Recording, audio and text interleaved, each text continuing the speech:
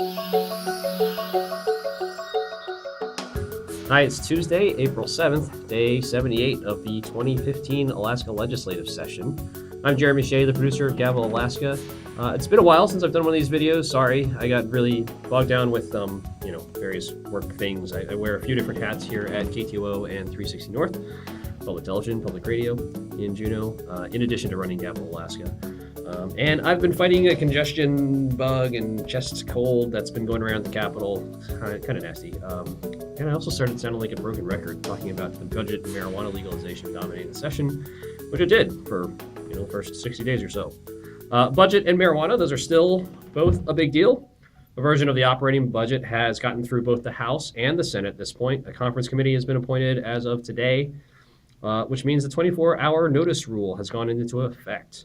That's when the legislature's rules about giving notice of its committee meetings, at least like about a weekend in advance, gets relaxed to just 24 hours in advance.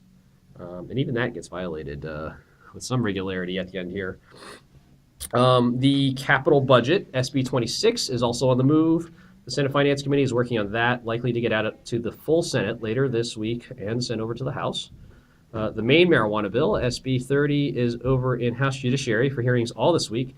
It has a Finance Committee referral as well.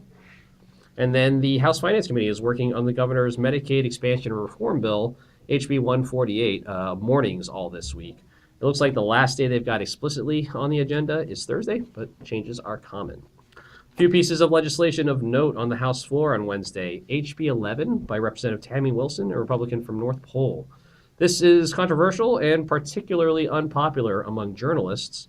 It tells the court system to hide criminal court and arrest records on its sort of online, I don't know if database is the right word, but it's online court looking at court stuff system called CourtView. In cases, they hide it specifically in cases where the defendant is acquitted or the defendant's charges are dismissed. Records would be hidden after 60 days after the acquittal or dismissal. Wilson says in her sponsor statement that under the status quo, society can scrutinize any individual for any reason and socially chastise the innocent because of court view records. Basically, because people equate arrests with convictions and they don't understand what an acquittal is or when charges are dismissed. She wants to give Alaskans, quote, the right to emancipation of social distrust and inherent prejudices. HB 158 by Representative Kathy Munoz, a Republican from Juneau, is also on the House floor tomorrow. The main thing this bill does is create an additional 1 cent per gallon surcharge on refined fuels. It's stuff like, gasoline. The revenue from the surcharge is intended to go into the Department of Environmental Conservation's Spill Prevention and Response Fund, sometimes called the SPAR Fund, which has been spending more than the existing surcharges have brought in for several years. So they're theoretically running in at a deficit. And then there's HB 61 by Representative Les Guerra. He's an Anchorage Democrat. It's a specialty license plate bill for recipients of the Silver Star, Bronze Star, and this is the important bit, at least to me, other military awards. Not that it's a bad thing to recognize veterans, but specialty license plates are sort of a novelty that the legislature spends its time on almost every year.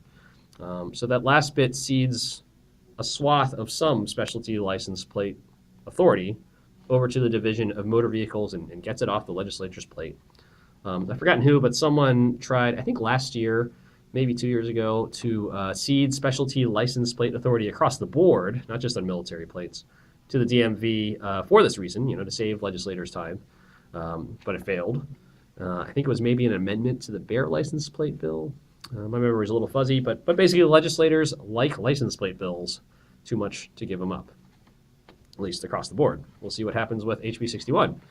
On the Senate floor Wednesday, there's lots of items, but I'd say SB 86 is the most newsworthy thing. It's by Senator Peter Micciche, a Soldotna Republican. SB 86 is very similar to Representative Munoz's HB 158, the SPAR Fund one.